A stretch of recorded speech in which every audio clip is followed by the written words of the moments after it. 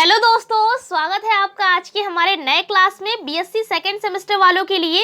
Physics में आज एक हम नया टॉपिक लेकर आए हैं। आज पढ़ेंगे थर्मोडायनेमिक फंक्शन और पोटेंशियल के बारे में।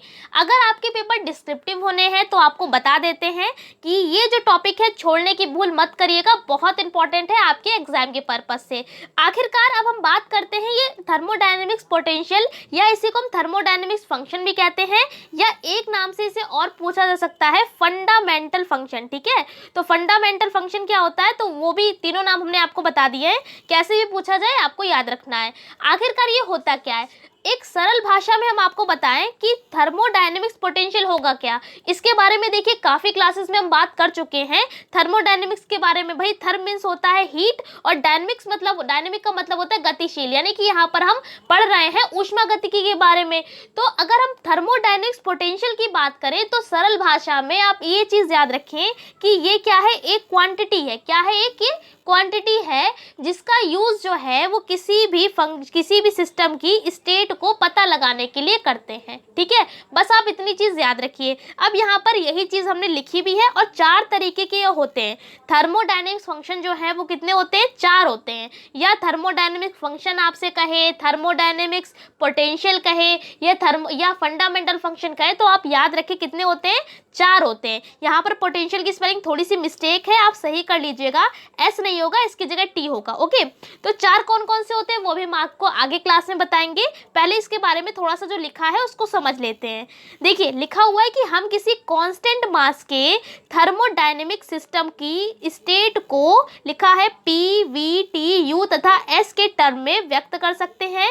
इनमें 2 थर्मोडायनेमिक्स रिलेशन होते हैं। ये 2 रिलेशन लिखे हैं। पहले इस रिलेशन को बताने से पहले भाई ये समझा देते हैं। जो अभी हमने आपको बताया कि किसी सिस्टम की स्टेट को ये पता करेंगे, स्टेट को रिप्रेजेंट करने में इनकी हेल्प लेते हैं। ठीक है, अब यहाँ पर ये क्या है, देखिए पी फॉर मतलब होता है प्रेशर, प्रेशर मतलब दाब हिंदी में बोलते हैं। वी यहाँ पर क्या है, वॉल्यूम है यानी कि आयतन है। टी है टेम्परेचर यानी कि तापमान, और यू है इंटरनल एनर्जी। हमने आपको इंटरनल एनर्जी के बारे में बताया भी था कि इंटरनल एनर्जी क्या होती है, कि जो भी बॉडी है, आप उन सभी जो भी बॉडी आप जो जैसे कि आपकी बॉडी है, आपकी बॉडी में कई सारी अंदर की एनर्जीज होंगी, मतलब अंदर कई सारी एनर्जीज होंगी। पोटेंशियल है, और हमारी आपकी काइनेटिक एनर्जी है, रोटेशनल एनर्जी है, मतलब जितनी भी सारी एनर्जीज होती हैं उन एनर्जीज को आप जोड़ दीजिए, सम कर दीजिए, तो वही क्या कहलाती है, उस सिस्टम की इंटरनल एनर्जी कहलाती है। हमने काफ़ी डिटेल में आपको बताया भी था, जहाँ पर इसको हमने एक अलग सेपरेट अलग हमने बताया था इसके अलग क्लास में। अब ये क्या है, एस एस को हमने लिख भी दिया है। भाई ये सारी चीज़ें तो आपकी जानी पहचानी थी, हो सकता है ऐसा आप नहीं जानते, तो हमने इसको ब्रैकेट में लिख दिया। ये क्या होती है, एंट्रोपी। ठीक है, एस एंट्रोपी को डिनोट करते हैं एस से। आखिरकार ये एंट्रोपी क्या है, तो देखिए एंट्रोपी का मतलब होता है नॉर्मल भाषा में डिसऑर्डर। क्या मतलब होता है, डिसऑर्डर। डिसऑर्डर का मतलब होता है कि अस्त व्यस्त। जैसे कि अगर आप किसी रूम में बैठे हैं, मतलब कई सारे लोग हैं एक रूम में और अलग अलग तरीके से बैठे हुए हैं, तो उसे डिसऑर्डर कहेंगे। या आपके घर में मान लेते आपकी टेबल होगी, ठीक है, आप जिस पे पढ़ रहे होंगे, आपकी स्टडी टेबल है, उस स्टडी टेबल पे कुछ भी कहीं पर भी पड़ा हुआ है, तो आप क्या कहेंगे, डिसऑर्डर में वो चीज़ें है ना। तो इसी चीज़ को हम क्या कहते हैं, एस मींस यानी एंट्रोपी का मतलब है डिसऑर्डर। ठीक है, आगे हम इस टॉपिक को आपको डिटेल में पढ़ाएंगे कि आखिरकार एंट्रोपी होता है क्या, रिलेशन भी आपको करा देंगे वो अलग क्लास में। अभी नॉर्मल आप इतना समझ लीजिए डिसऑर्डर होता है। ठीक है, तो इसे व्यक्त करते हैं। 2 यहाँ पर थर्मोडायनेमिक्स के हमने रिलेशन भी लिखे हैं। पहला रिलेशन है D Q is equals to D U plus P D V, और दूसरा रिलेशन है डी क्यू बराबर टी डी एस। भाई ये 2 रिलेशन आपको पता होने चाहिए। ये पहला क्या है, ये फर्स्ट लॉ ऑफ थर्मोडायनेमिक्स है, हमने आपको पढ़ाया भी था। फर्स्ट लॉ ऑफ थर्मोडायनेमिक्स में क्या बताया था कि जो टोटल एनर्जी होती है, जो टोटल हीट होती है बॉडी किसी भी सिस्टम की, वो इंटरनल एनर्जी और साथ में जो बाहरी वर्क किया गया है उसके एडिशन के बराबर होती है। तो ये हमने पूरा आपको डिटेल में बताया था फर्स्ट लॉ ऑफ थर्मोडायनेमिक्स में, और कई सारे हमने आपको स्टेटमेंट भी बताए थे। सारे स्टेटमेंट्स में घुमा फिरा के यही बात करी जा रही थी कि जो ऊर्जा होती है वो ना ही उत्पन्न करी जा सकती है ना ही नष्ट करी जा सकती है, बस इसे एक रूप से दूसरे रूप में बदला जा सकता है। ओके, ये क्या है, दूसरा ये हमारा सेकेंड लॉ थर्मोडायनेमिक्स है। अभी हमने आपको ये नहीं पढ़ाया है, लेकिन अभी आप याद रखिए कि सेकेंड लॉ क्या है थर्मोडायनेमिक्स का, कि डी क्यू बराबर क्या होता है, टी डी एस होता है। डी एस क्या है यहाँ पर भाई, जो डी है ये इस डी का मतलब यहाँ पर चेंज से है, ठीक है, मतलब चेंज किया जा रहा है। एस का मतलब हमने आपको बता दिया एंट्रोपी, टी क्या है टेम्परेचर, और क्यू यहाँ पर हीट है, ठीक है। तो ये क्या है, डी क्यू बराबर टी डी एस, ये है सेकेंड लॉ ऑफ थर्मोडायनेमिक्स। देखिए अगर आपके पेपर मल्टीपल चॉइस होने हैं तो याद रखिए, फिलहाल अगर जो यहाँ पर एमजेपीआरयू वाले हैं उनके तो मल्टीपल चॉइस होने ही हैं, तो फिलहाल ज़्यादातर यूनिवर्सिटी में होंगे ये मल्टीपल चॉइस। तो याद रखिए इसमें माइनर बिल्कुल छोटे छोटे से क्वेश्चन जो है वही बनते हैं। जैसे कि आपसे पूछ लिया जाता है कि बताइए इनमें से कौन सा रिलेशन जो है वो फर्स्ट लॉ ऑफ थर्मोडायनेमिक्स है, आपको पता होना चाहिए ये होगा। और हमने कई सारे आपको बताया भी था, अगर यहाँ पे v का मान 0 कर दे तो डी क्यू बराबर क्या आ जाएगा, डी यू, यही आपका क्या हो जाएगा, फर्स्ट लॉ हो जाएगा भाई। तो ये जो छोटी छोटी सी बातें हैं ना याद रखिएगा, ऐसे सेकंड लॉ आपके ऑप्शन में आएगा तो आप इसे टिक कर देंगे। तो ये छोटी छोटी सी बातें हैं जो हम आपको क्लास में बताते चल रहे हैं, इन्हें याद रखिएगा। उसके बाद क्या लिखा है कि इस प्रकार के सिस्टम के बिहेवियर को समझने के लिए कुछ अन्य रिलेशन की नीड होती है, मतलब ज़रूरत होती है। जब इन वेरिएबल्स के कुछ फंक्शन को लिया जाता है तो ये मैथमेटिकली तो इजी होते हैं, इस प्रकार के वेरिएबल फंक्शन थर्मोडायनेमिक फंक्शन कहलाते हैं। जो हमने आपको भी बात नॉर्मली बताई वही है। अब 4 तरीके के होते हैं, मतलब 4 होते हैं थर्मोडायनेमिक्स फंक्शन। कौन कौन से होते हैं, उनमें पहला आता है इंटरनल एनर्जी। क्या आता है, इंटरनल एनर्जी। भाई इसे किससे लिखते हैं, यू से लिखते हैं। दूसरे नंबर पे जो आप पढ़ेंगे इसमें आप पढ़ेंगे हिब्स फंक्शन है, सॉरी यहाँ पे गिब्स फंक्शन है, एंथैल्पी है, और चौथा आपका आ जाता है सॉरी एंथैल्पी आएगा, गिब्स फंक्शन आएगा और हेल्महोल्ट्ज फंक्शन आएगा। तो ये 4 होते हैं, अभी हमने आपको बता दिया है। अब इनके बारे में पढ़ते हैं। सबसे पहले इंटरनल एनर्जी के बारे में पढ़ते हैं। इंटरनल एनर्जी को लिखते हैं यू से, पहली बात। अब ये होती क्या है बता दिया, सम को बताती है, जितनी भी एनर्जीज है उनको सम कर दीजिए, इंटरनल एनर्जी आपकी निकल आएगी। लिखा हुआ है कि किसी सिस्टम की इंटरनल एनर्जी यानी कि U एक वेरिएबल है, वेरिएबल का मतलब है चर, जिसे हिंदी में कहते हैं। यह क्या है, थर्मोडाई फंक्शन भी, मतलब इसे थर्मोडाई फंक्शन भी माना जाता है, ठीक है। अब क्या लिखा हुआ है इसे हम प्रूफ करेंगे कि मतलब एक यहाँ पर आगे डेरिवेशन है कि माना किसी सिस्टम में एक स्टेट से दूसरे स्टेट तक सूक्ष्म मतलब कि बहुत स्मॉल रिवर्सिबल चेंज होता है। मतलब कि कोई सिस्टम है, अगर आप उसे किसी एक स्टेट से दूसरी स्टेट में बदलेंगे तो इसमें जो बदलेंगे आप, ये बहुत ही कम, बहुत ही स्मॉल रिवर्सिबल चेंज होगा, ठीक है। तो तब क्या होगा, तब इंटरनल एनर्जी में चेंज क्या आ जाएगा, ये आपने फॉर्मूला लिखा। ये भाई फॉर्मूला कहाँ से आ गया, ये फॉर्मूला आया आपके ये फर्स्ट लॉ ऑफ थर्मोडायनेमिक्स से, यहाँ से आया। यहाँ से अगर आप इसका मान निकालेंगे डी यू का तो ये उधर पहुँच जाएगा तो माइनस का हो जाएगा, तो क्या आ जाएगा डी क्यू माइनस का P D we.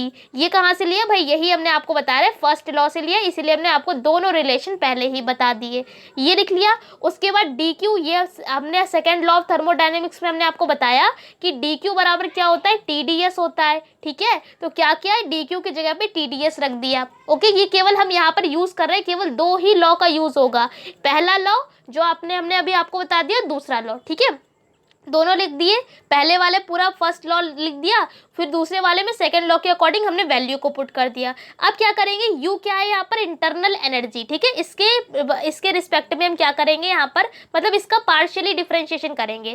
Partially differentiation का मतलब होता है कि केवल आपको उसी वेरिएबल को देखना होता है, बाकी हम सबको कांस्टेंट मान लेते हैं। अब देखिए यहाँ पर डी यू है, जब भी पार्शियली की बात आती है तो हम डी नहीं लिखते हैं, क्या लिखते हैं, डेल लिखते हैं, ठीक है। अगर आप डी भी लिखते हैं तो कोई प्रॉब्लम है नहीं फिलहाल, लेकिन आप याद रखें जब भी पार्शियली डिफरेंशिएशन की बात आती है तो इस तरीके से डेल, मतलब जो आधा गांव आपको दिख रहा है इसे क्या बोलते हैं, डेल बोलते हैं, ठीक है। तो डेल ऑपरेटर्स ये होता है, तो डेल बनाते हैं पार्शियली डिफरेंशिएशन के लिए। तो भाई कर दीजिए, यहाँ पर किसके रिस्पेक्ट में करेंगे, यहाँ पर भाई एस के रिस्पेक्ट में करेंगे, यानी कि आपको इस पूरी इक्वेशन का पार्शियली डिफरेंशिएशन करना है, किसके रिस्पेक्ट में, एंट्रोपी के रिस्पेक्ट में करना है, यानी एस के रिस्पेक्ट में। तो देखिए पहले हमने एंट्रोपी के रिस्पेक्ट में करा, जब एंट्रोपी के रिस्पेक्ट में करेंगे तो ये देखिए, तो यहाँ पर आ जाएगा डेल यू अपॉन में डेल एस, ठीक है। यहाँ पर करेंगे तो टी डेल, यहाँ पर इसी के रिस्पेक्ट में कर रहे हैं तो इसका 1 हो जाएगा, और यहाँ पर है ही नहीं s। अभी हमने आपको बताया अगर आप किसी के भी रिस्पेक्ट में कर रहे हैं पार्शियली डिफरेंशिएशन,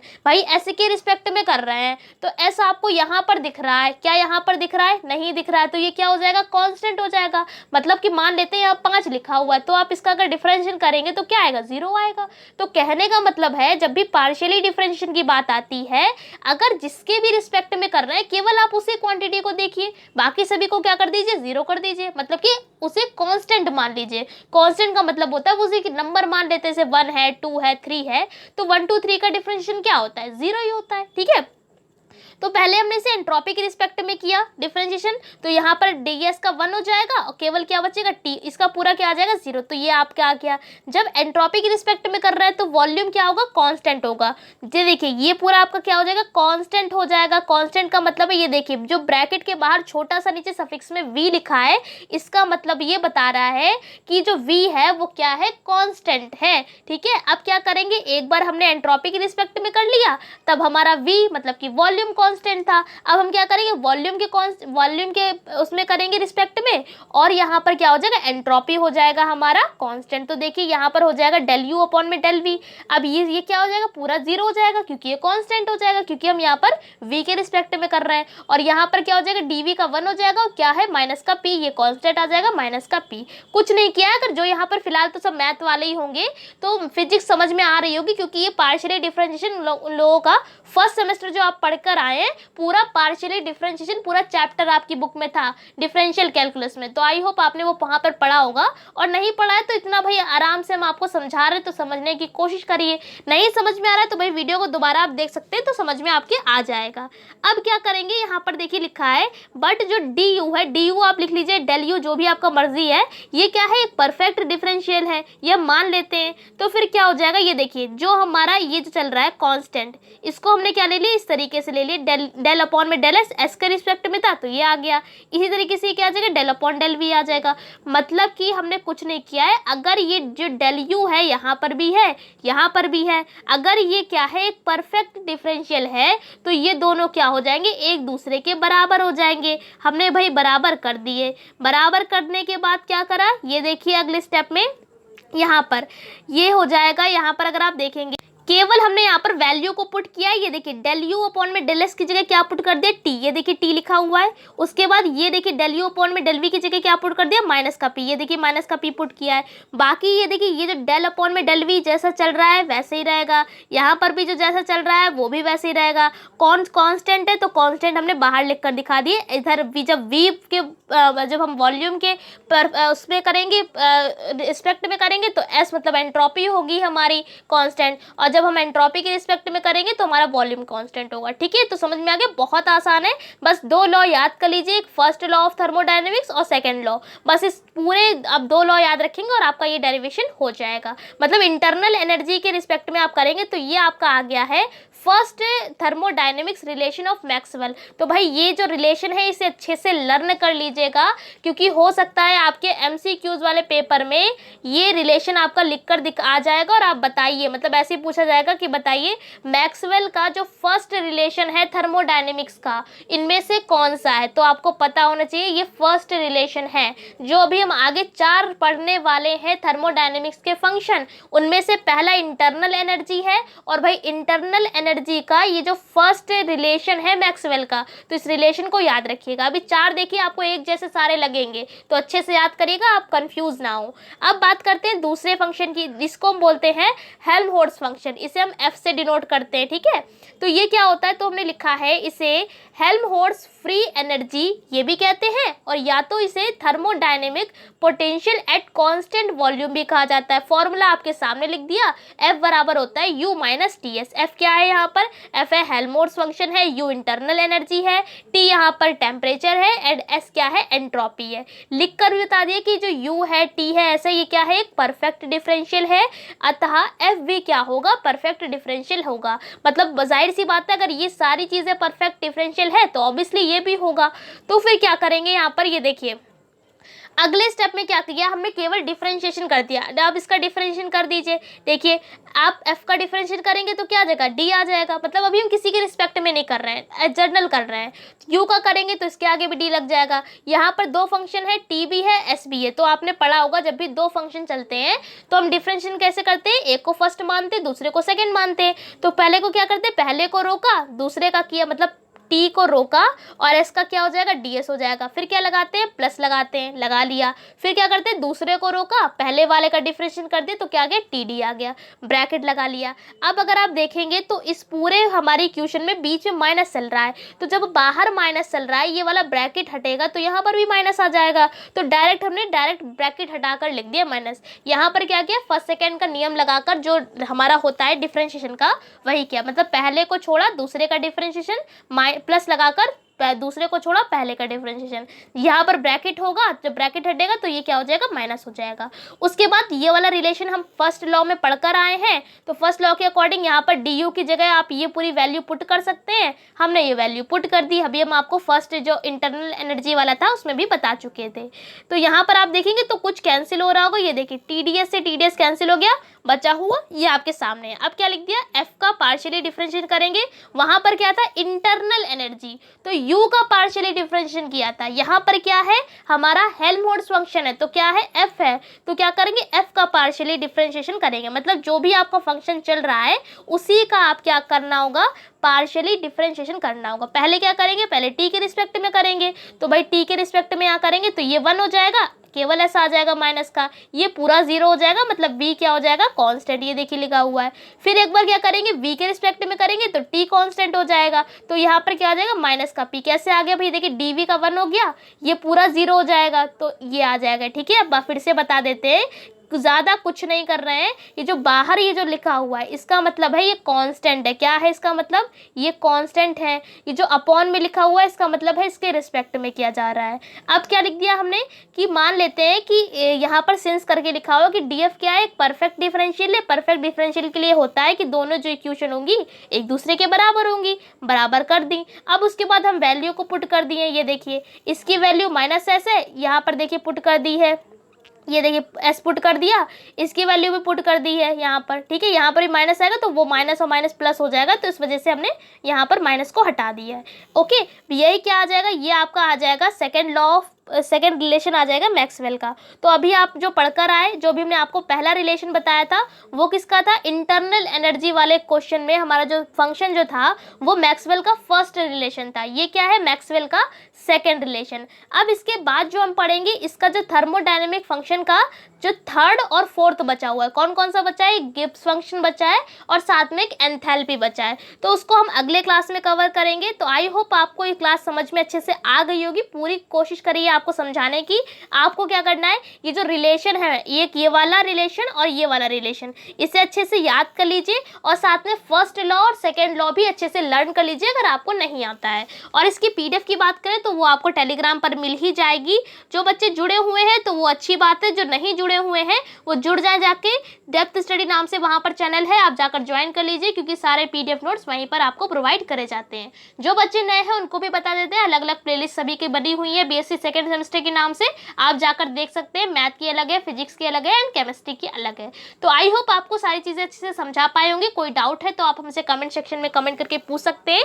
इस क्लास में इतनी रखते हैं, अगले क्लास में जो मैक्सवेल के 2 और बचे हुए हैं, ये जो थर्मोडायनेमिक्स फंक्शन जो और 2 बचे हुए उन्हें भी हम कवर करवा देंगे। तो इस क्लास में इतना ही, तब तक के लिए जय हिंद, जय भारत।